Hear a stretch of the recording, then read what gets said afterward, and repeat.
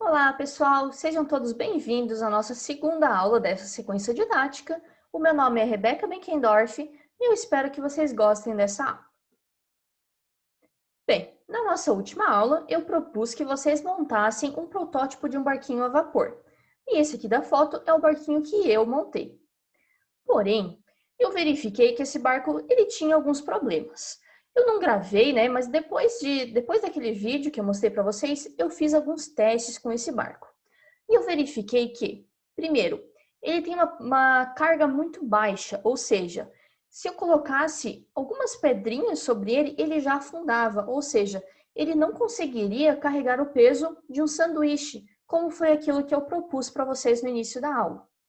Outra questão é a velocidade dele ser muito lenta, ele sofrer uma grande influência do vento na vela, ou seja, tanto na questão da mudança de direção, porque o vento batia e ele virava, como também o vento acabava apagando a chama da vela. E quando a chama apaga, o barco para de funcionar.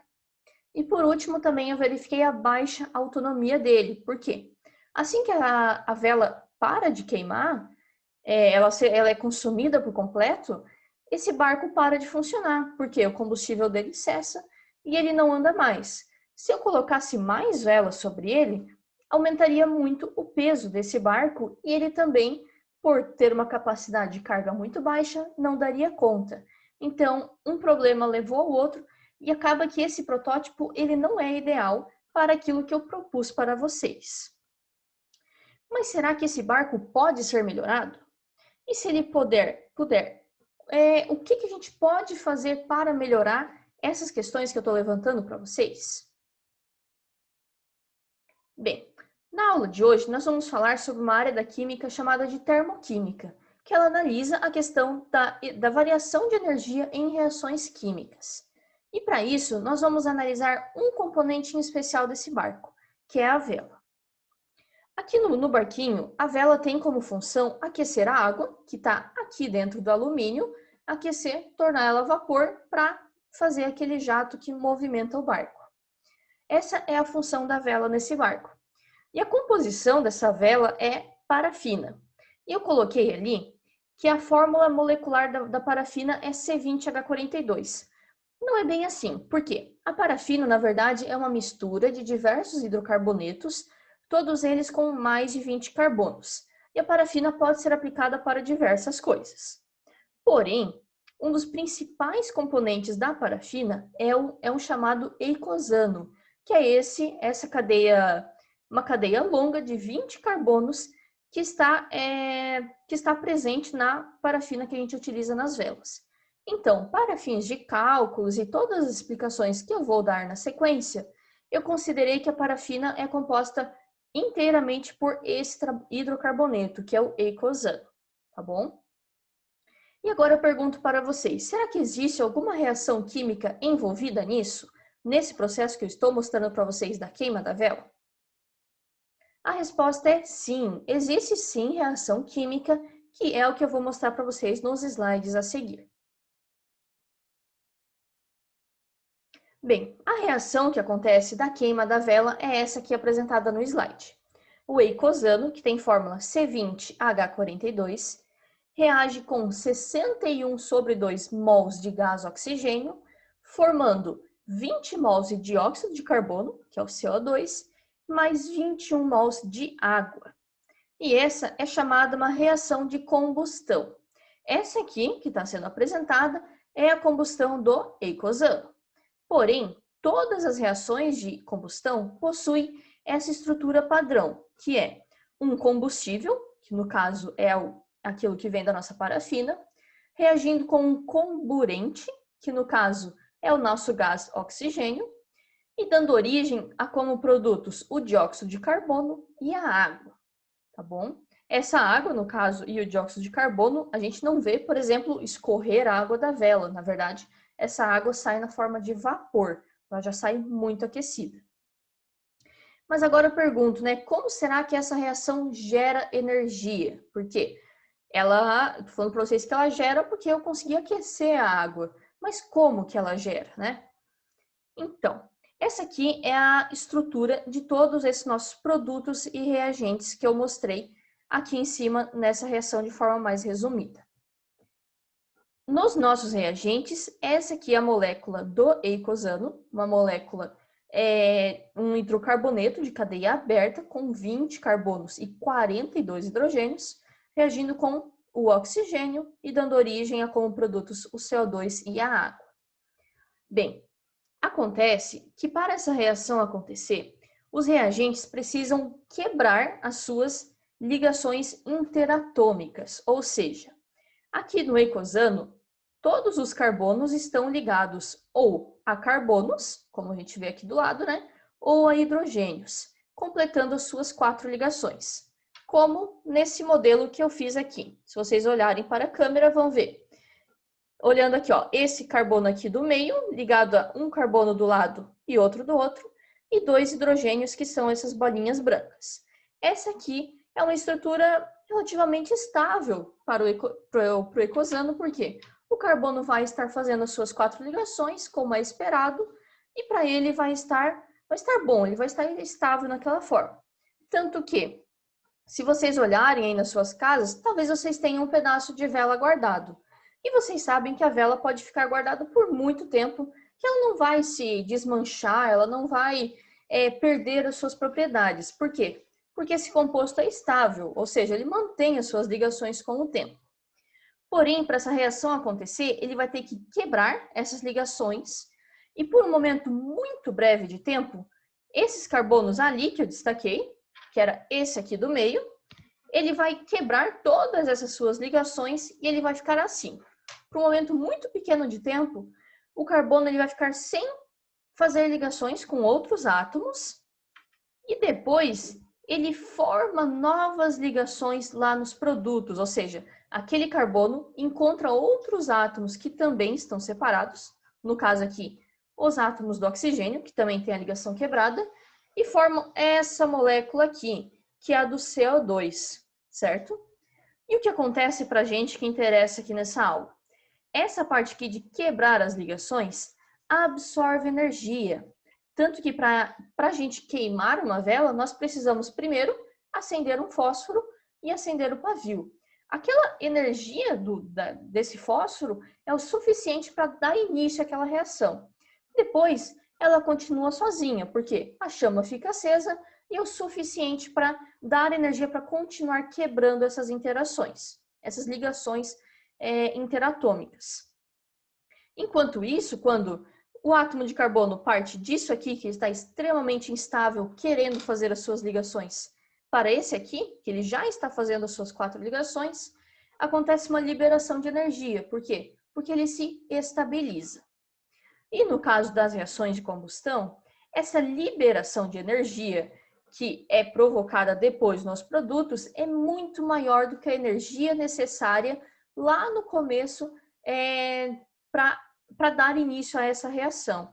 Isso é um padrão para todas as reações de combustão. Todas elas liberam mais energia na formação de novas ligações do que o que é necessário absorver no início dessa reação.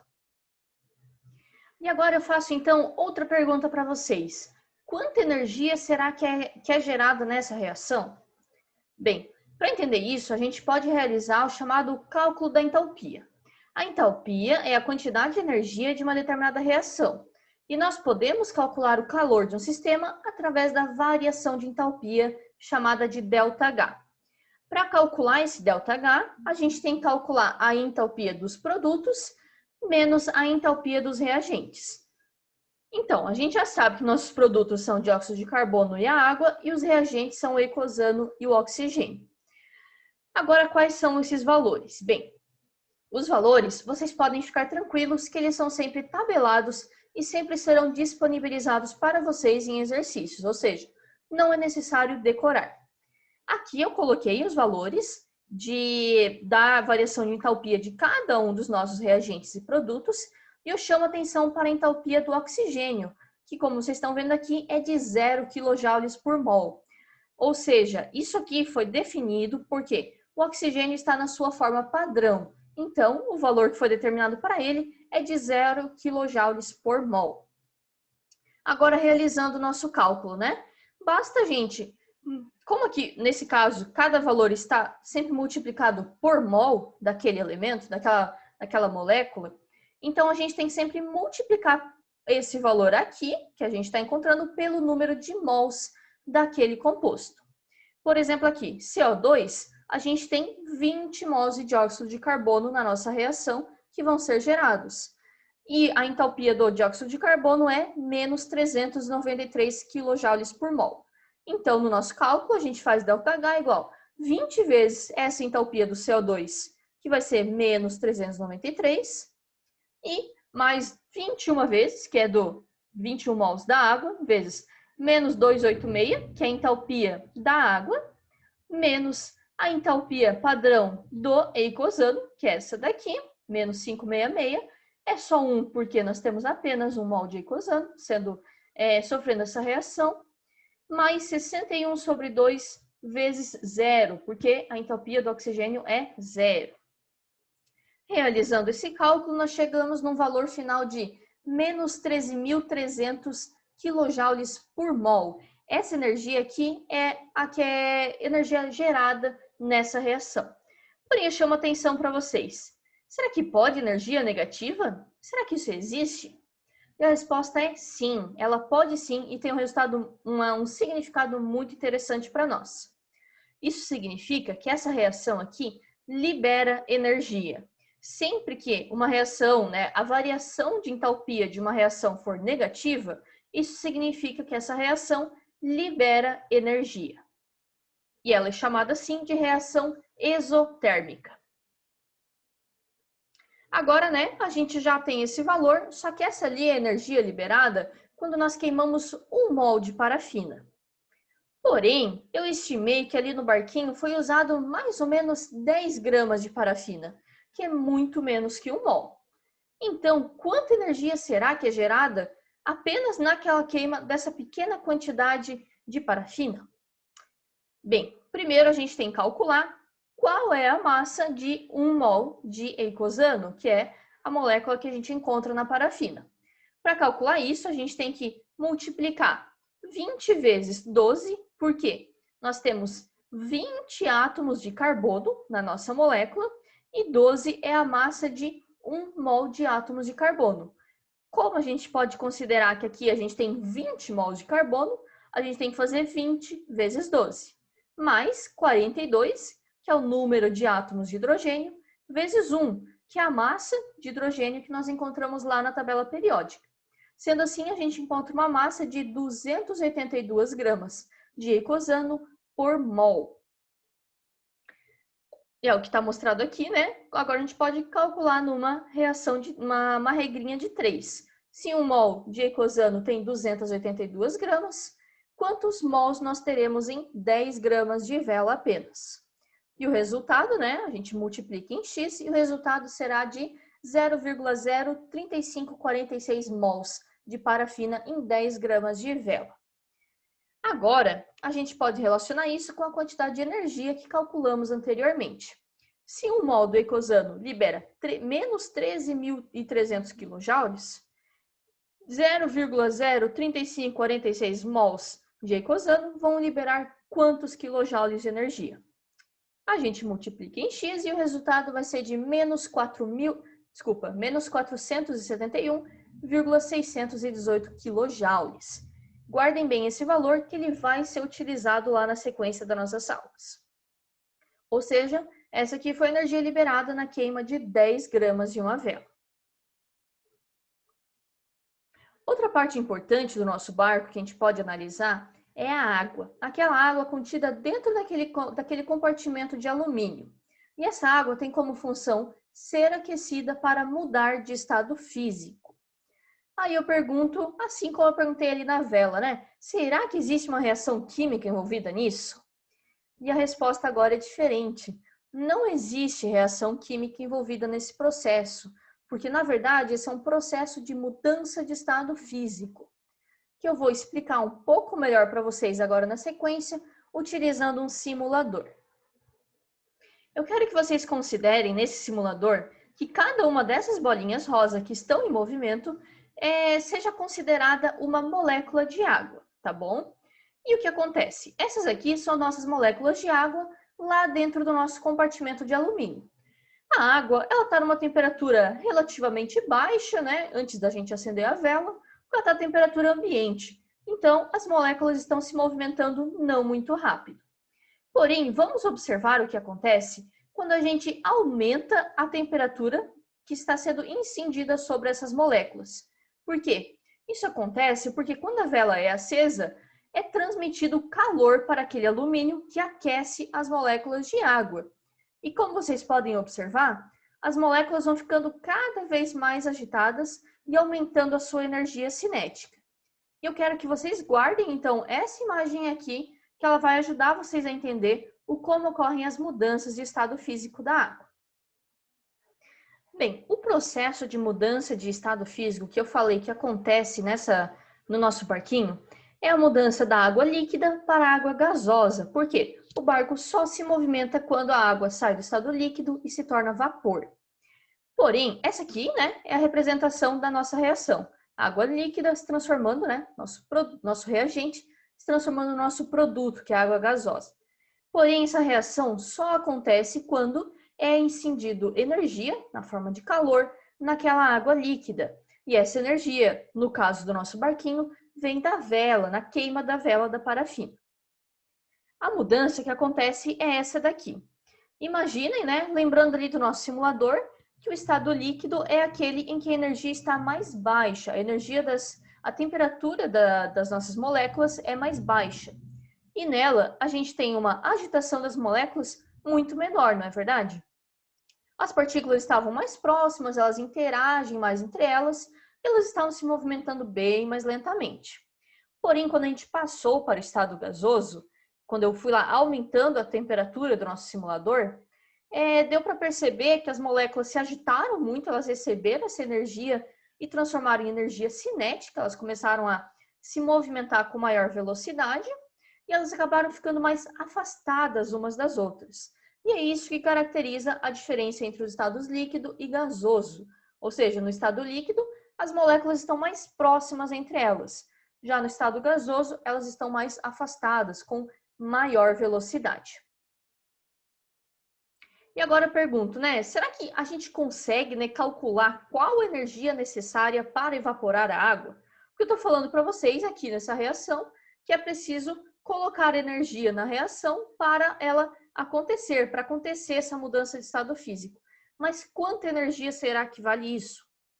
Bem, a gente consegue calcular da mesma forma como foi antes o cálculo ali da vela, calculando a variação de entalpia dos produtos menos a dos reagentes. Aqui no caso, o nosso produto é a água na forma de vapor e nosso reagente é a água líquida. E a gente tem também variações de entalpia diferentes para esses dois estados físicos. Então, basta a gente colocar esses números na fórmula, que está aqui multiplicando pelo número de mols de cada um deles. Não se esqueçam. O que acontece é que aqui no caso, o número de mols de cada um deles é 1, então a gente pode omitir ele na conta. Então, colocando aqui, a gente coloca que o ΔH é menos 241,6 mais 286 kJ. E assim o resultado é mais 44,4 kJ por mol de água. Observem aqui que a energia agora é positiva, tá vendo? A entalpia é positiva, diferente da nossa reação anterior. E isso agora significa que foi absorvido energia nessa reação. Diferente da nossa reação anterior, nesse caso aqui agora, a energia que é liberada quando a gente forma essas novas interações aqui na água no estado de vapor, ela é menor do que a energia necessária para evaporar a água. Por isso, é dito que essa reação tem uma entalpia positiva e ela é chamada então de reação endotérmica. É uma reação que precisa absorver energia para acontecer. E agora eu vou propor um outro cálculo. Quanta água será que é evaporada com a queima de 10 gramas de vela? Porque assim, a gente queimou uma pequena parcela ali da parafina da nossa vela, não é verdade? Mas será quanto que aquilo resultou em água evaporada? Bem, para calcular isso, a gente consegue fazer uma regrinha de 3. a gente tem que 1 mol de água libera 44,4 kJ de energia, que foi o que a gente acabou de calcular. Quantos mols de água serão evaporados se eu tiver 471,18 kJ? Esse aqui, não sei se vocês lembram, mas é o resultado que a gente encontrou alguns slides atrás, que seria energia liberada na queima de 10 gramas de vela. Resolvendo essa regra de 3, a gente multiplica cruzado, chegando no resultado de 10,622 mols de água. Só que deixar esse número em mols pode ser um pouquinho confuso, né? Às vezes a gente tem dificuldade em relacionar o que é essa quantidade de mols. Então, vamos transformar isso para gramas. A gente sabe que 1 mol de água tem 18 gramas. De onde que a professora está tirando isso, né? Bem, olhando lá na tabela periódica, assim como a gente fez para determinar a massa do eicosano, 1 mol de átomos de oxigênio teria 16 gramas. E 1 mol de átomos de hidrogênio tem 1 grama. Juntando, então, 16 mais 2, porque a gente tem 2 mols de átomos de hidrogênio, a gente chega na massa de 18 gramas, que seria o valor de 1 mol de água. Porém, a gente não tem 1 mol, nós temos 10,622 mols. E isso será o nosso X gramas. Resolvendo essa conta, a gente chega no valor de 191,2 gramas, que é o mesmo que 191,2 ml de água. Ou seja, queimando 10 gramas de parafina, que foi para funcionar aquele barquinho, foi evaporado mais ou menos 200 ml de água. Foi isso que fez movimentar nosso barquinho durante aqueles metros. E agora, para terminar a nossa aula, não podemos esquecer da nossa atividade do diário de bordo, como eu falei para vocês, que tem que ser resolvida após cada aula.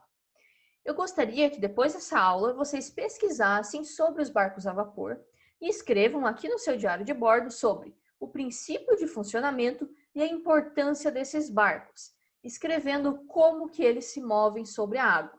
Ou seja, pesquisem um pouquinho sobre os barcos a vapor e sobre os motores a vapor, como que eles funcionam, né? Vocês vão ver que tem alguma semelhança bem legal com o barquinho que foi produzido na nossa aula passada.